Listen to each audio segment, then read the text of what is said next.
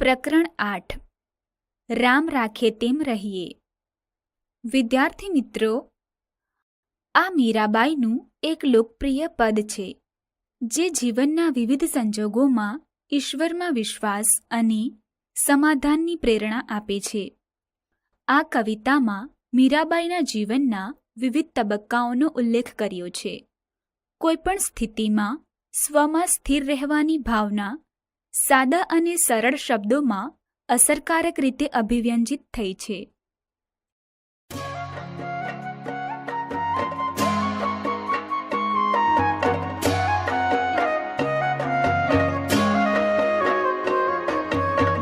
રામ રાખે તેમ રહીએ ઓ ધવજી, રામ રાખે તેમ રહીએ ઓ ધવજી, રામ રાખે તેમ રહીએ.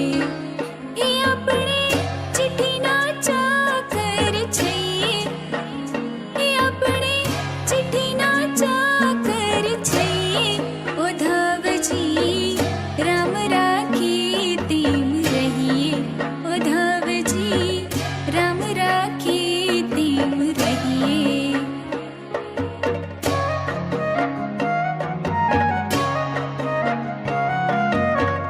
કોઈ દિન રહેવાની બાગ બગીચા તો કોઈ દિન જંગલ રહીએ. કોઈ દિન રહેવાની બાગ બગીચા તો કોઈ દિન જંગલ રહીએ.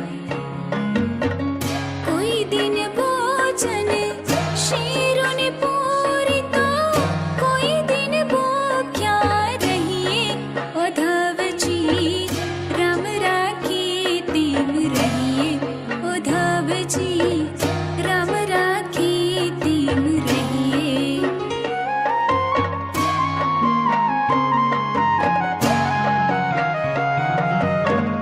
કોઈ દિન પહેરવાની હીર તણા ચીર, કોઈ દિન સાદા ફરીએ. કોઈ દિન પહેરવાની હીર તણા ચીર, કોઈ દિન સાદા ફરીએ.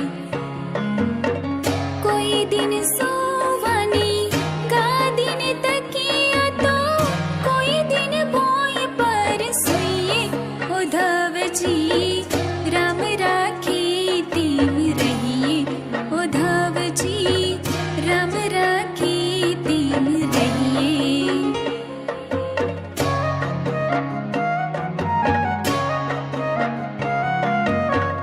બાઈ મીરા કહી પ્રભુ ગિરિધર નાગર, સુખ દુઃખ સર્વે સહીએ.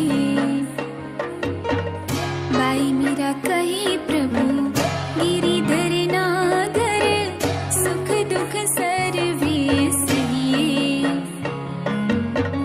રામ રાખે તેમ રહીએ ઓ ધવજી, રામ રાખે તેમ રહીએ ઓ ધવજી, રામ રાખે તેમ રહીએ.